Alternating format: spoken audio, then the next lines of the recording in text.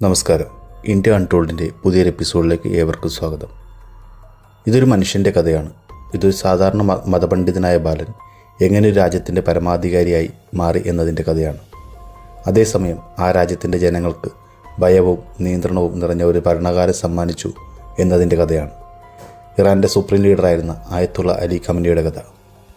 1939 April 19 ഇറാനിലെ Mashhad എന്ന മതനഗരത്തിൽ ഒരു കുഞ്ഞ് ജനിച്ചു. ആ കുഞ്ഞു പിന്നീട് ലോക രാഷ്ട്രീയത്തിലെ ഏറ്റവും വിവാദപൂർണമായ നേതാക്കളിൽ ഒരാളായി മാറി. അദ്ദേഹത്തിൻ്റെ പേര് അലി ഖമനി. ഖമനിയുടെ കുടുംബം വളരെ മതപരമായിരുന്നു. അച്ഛനൊരു ഷിയ ഇസ്ലാമിക പണ്ഡിതൻ. കുട്ടിക്കാലം മുതൽ തന്നെ ഖമനിക്ക് മതപഠനം ആരംഭിച്ചു. 4-ാം വയസ്സിൽ തന്നെ ഖുർആൻ പഠനം. സ്കൂൾ വിദ്യാഭ്യാസത്തിന് ശേഷം അദ്ദേഹം ചേർന്നത് ഷിയ മതപഠന കേന്ദ്രമായ ഖോം സെമിനറിയിൽ. അവിടെ വെച്ച് തന്നെയാണ് അദ്ദേഹം ആദ്യമായി ഒരു ശക്തനായ മതപണ്ഡിതനെ പരിചയപ്പെടുന്നത്. അയാളുടെ പേര് റുഹുല്ല ഖൊമനി. 1960-കളിൽ ഇറാനിലെ ഭരണകൂടത്തിനുണ്ടായിരുന്നത് ഷാ മുഹമ്മദ് റസ പല്ലവി എന്ന രാജാവായിരുന്നു. പാശ്ചാത്യരോട് ശക്തമായ ബന്ധം നിലനിർത്തിയിരുന്ന ഒരു ഭരണകൂടമായിരുന്നു അദ്ദേഹത്തിൻ്റേത്. എന്നാൽ നേതാക്കൾക്ക് അതിഷ്ടമായിരുന്നില്ല. ഖൊമേനി രാജാവിനെതിരെ ശക്തമായ പ്രസംഗങ്ങൾ നടത്തി. അയാളുടെ ആശയങ്ങളിൽ ഏറ്റവും ആവേശത്തോടെ വിശ്വസിച്ചവരിൽ ഒരാളായിരുന്നു അലി ഖൊമനി. 1963 മുതൽ അദ്ദേഹം രാജവാഴ്ചക്കെതിരായ പ്രക്ഷോഭങ്ങളിൽ പങ്കെടുത്തു. അതിനാൽ പലതവണ ജയിലിൽ അടക്കപ്പെട്ടു. ജയിൽ, നിരീക്ഷണം, ചോദ്യം ചെയ്യൽ. എന്നാൽ അയാളുടെ ആശയങ്ങൾ കൂടുതൽ കടുപ്പത്തിലായി. 1979 ഇറാൻ്റെ ചരിത്രം മാറി. ജനകീയ പ്രക്ഷോഭങ്ങളും രാഷ്ട്രീയ സമ്മർദ്ദവും കാരണം രാജാവിന് രാജ്യം വിടേണ്ടി വന്നു. ഇത് ചരിത്രത്തിൽ അറിയപ്പെടുന്നത് ഇറാനിയൻ ഇസ്ലാമിക വിപ്ലവം. ഖൊമേനി ഇറാനിലേക്ക് തിരിച്ചെത്തി ഇസ്ലാമിക റിപ്പബ്ലിക് സ്ഥാപിച്ചു. ആ വിപ്ലവത്തിൻ്റെ പ്രധാന പ്രവർത്തകരിൽ ഒരാളായിരുന്നു അലി ഖമനി. വിപ്ലവത്തിന് ശേഷം അദ്ദേഹം രാജ്യത്തിൻ്റെ അധികാര കേന്ദ്രത്തിലേക്ക് എത്തി. വിപ്ലവത്തിന് ശേഷം ഖമനിക്ക് ലഭിച്ച സ്ഥാനങ്ങൾ ഇതൊക്കെയായിരുന്നു: വിപ്ലവ കൗൺസിൽ അംഗം, പ്രതിരോധ മന്ത്രാലയത്തിൽ പ്രധാന സ്ഥാനം, ഇസ്ലാമിക റവല്യൂഷണറി ഗാർഡ് കോർപ്സ് IRGCയിൽ വളരെ സ്വാധീനം.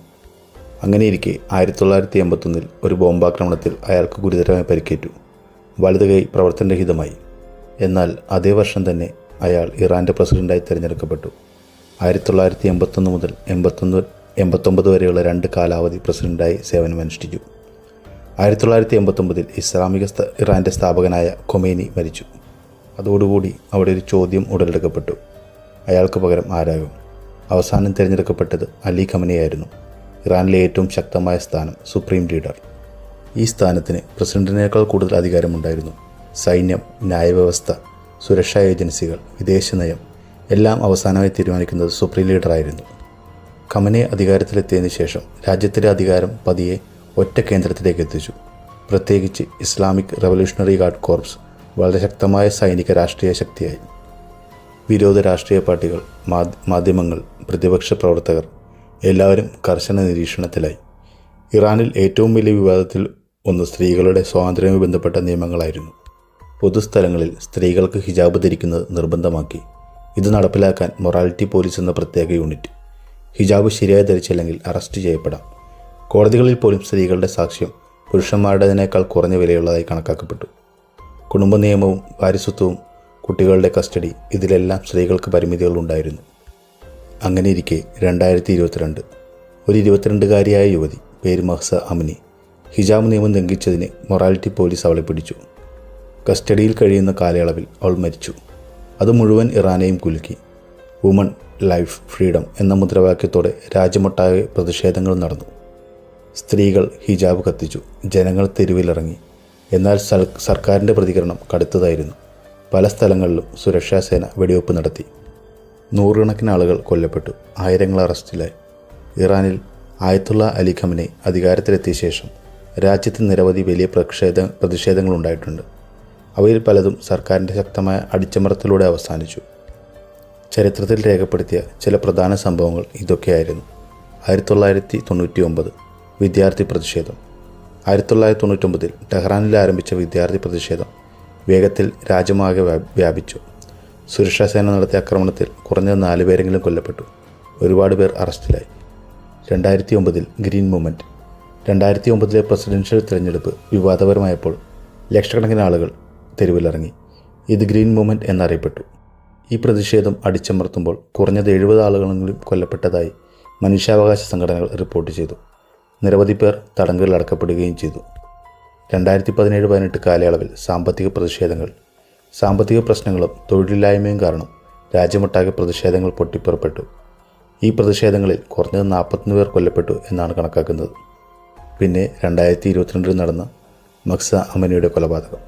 2022 22-കാരിയായ മഹ്സ അമനി മൊറാലിറ്റി പോലീസ് കസ്റ്റഡിയിൽ മരിച്ചതിനെ തുടർന്ന് രാജ്യത്ത് വലിയ പ്രതിഷേധങ്ങൾ നടന്നു. വുമൺ ലൈഫ് ഫ്രീഡം എന്ന മുദ്രാവാക്യത്തോടെ ഇറാൻ മുഴുവൻ പ്രതിഷേധം പടർന്നു. സുരക്ഷാസേന നടത്തിയ അടിച്ചമർത്തലിൽ നൂറുകണക്കിന് പ്രതിഷേധക്കാർ കൊല്ലപ്പെട്ടുവെന്നും ആയിരങ്ങൾ അറസ്റ്റിലായി എന്നും റിപ്പോർട്ടുകൾ വന്നു. 2025 അവസാനം സാമ്പത്തിക പ്രതിസന്ധിയും രാഷ്ട്രീയ അസന്തോഷവും കാരണം വീണ്ടും രാജ്യവ്യാപകമായ പ്രതിഷേധങ്ങൾ തുടങ്ങി. പ്രതിഷേധങ്ങൾ 31 പ്രവിശ്യകളിലും 190 നഗരങ്ങളിലും വ്യാപിച്ചു. അതിനു മറുപടിയായി സർക്കാർ സുരക്ഷാ സേനയും ഇസ്ലാമിക് റവല്യൂഷണറി ഗാർഡ് കോർപ്സും പ്രതിഷേധക്കാരെ ലൈഫ് ഫയർ നടത്തി. സർക്കാരിൻ്റെ ഔദ്യോഗികമായ കണക്കിൽ ഏകദേശം 3117 മരണം എന്നാണ്. എന്നാൽ ചില മനുഷ്യാവകാശ സംഘടനകളുടെ അന്വേഷണ റിപ്പോർട്ടുകൾ പറയുന്നത് 2026 ജനുവരി 8-9 ദിവസങ്ങളിൽ മാത്രം 12,000 മുതൽ 36,500 വരെ ആളുകൾ കൊല്ലപ്പെട്ടു എന്നാണ്. ഇത് ആധുനിക ഇറാൻ്റെ ചരിത്രത്തിൽ ഏറ്റവും വലിയ സർക്കാർ അടിച്ചമർത്തലുകളിലൊന്നായി കണക്കാക്കപ്പെടുന്നു. മനുഷ്യാവകാശ റിപ്പോർട്ടുകൾ പ്രകാരം 2025 മാത്രം 2201 പേർ ഇറാനിൽ മരണദണ്ഡന വഴി കൊല്ലപ്പെട്ടു. ഇത് ഖമനിയുടെ ഭരണകാലത്ത് ഏറ്റവും ഉയർന്ന വാർഷിക നിരക്കുകളിലൊന്നായിരുന്നു. വിവിധ റിപ്പോർട്ടുകൾ പ്രകാരം 30,000-ലധികം എക്സിക്യൂഷൻസ് അദ്ദേഹത്തിൻ്റെ ഭരണകാലത്ത് നടന്നതായി മനുഷ്യാവകാശ സംഘടനകൾ പറയുന്നു. പ്രതിഷേധങ്ങൾ അടിച്ചമർത്തുന്നതിൽ ആയിരങ്ങൾ കൊല്ലപ്പെട്ടു എന്നും റിപ്പോർട്ടുകളുണ്ട്. ഇറാൻ്റെ ചരിത്രത്തിൽ അലി ഖമനിയുടെ പേര് ഒരു ശക്തനായ നേതാവായി എഴുതപ്പെടും. പക്ഷേ അതോടൊപ്പം ഒരു വലിയ ചോദ്യം ഇന്നും നിലനിൽക്കുന്നു. അയാൾ ഒരു രാജ്യത്തെ സംരക്ഷിച്ച നേതാവായിരുന്നോ അതോ വിമർശന ശബ്ദങ്ങളെ അടിച്ചമർത്തിയ ഒരു കർശന ഭരണാധികാരിയായിരുന്നു? അതിനുള്ള ഉത്തരം ഇറാൻ്റെ തെരുവുകളിൽ വീണ ആയിരക്കണക്കിന് ജീവനുകളുടെ കഥകളിലാണ്. നിങ്ങൾ കേട്ടുകൊണ്ടിരിക്കുന്നത് ഇന്ത്യ അൺടോൾഡ്. ഇവിടെ ഞങ്ങൾ മറച്ചുവെച്ച സത്യങ്ങൾ തുറന്നു കാണിക്കുന്നു. വീഡിയോ ഇഷ്ടമായവർ ലൈക്ക് ചെയ്യുക. കൂടാതെ നിങ്ങളുടെ അഭിപ്രായങ്ങൾ കമൻറ്റായി രേഖപ്പെടുത്തുക. കൂടുതൽ വീഡിയോസ് കാണുന്നതിനായി ഞങ്ങളുടെ ചാനൽ സബ്സ്ക്രൈബ് ചെയ്യുക. Thank you for watching.